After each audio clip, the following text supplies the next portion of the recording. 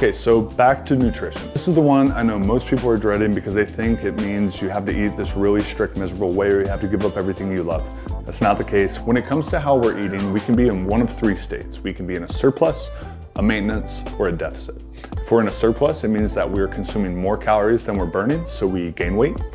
If we are in maintenance, or what I commonly refer to as baseline, we are consuming the same amount that we're burning, so our weight stays the same. And if we are in a deficit, we are consuming less calories or energy than our body needs to sustain itself.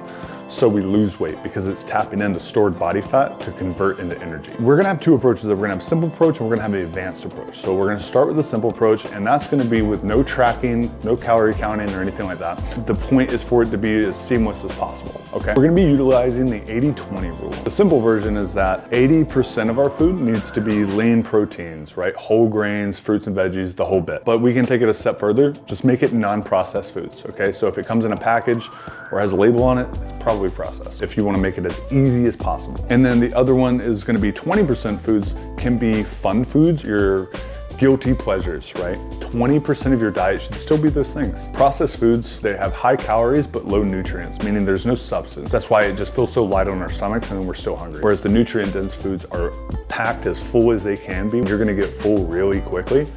And then with those more fun foods, right? Limit ourselves, that's 20% of our diet. When it comes to the advanced approach for nutrition, the biggest difference is that we're tracking our calories. We have a hard nutritional target. The point of tracking calories is to give us more control. We do want to keep it simple, so the only thing we're going to be looking at is calories and protein. We want to know our general calorie intake. That way, if you want to lose a little bit more weight a week, you know how you're able to adjust that. When I'm in maintenance, when I'm just maintaining my weight year round, I don't track what I'm eating because I know my eating habits. I know how to do what I need to do to stay looking the way I want. And once I have those routines, I eat the same way every day for the most part with very small variations. But the moment I decide I want to either gain weight or lose weight, I have to start tracking because otherwise I'm guessing. Like I said, the point is for me to have more control, to have more efficient application of my effort.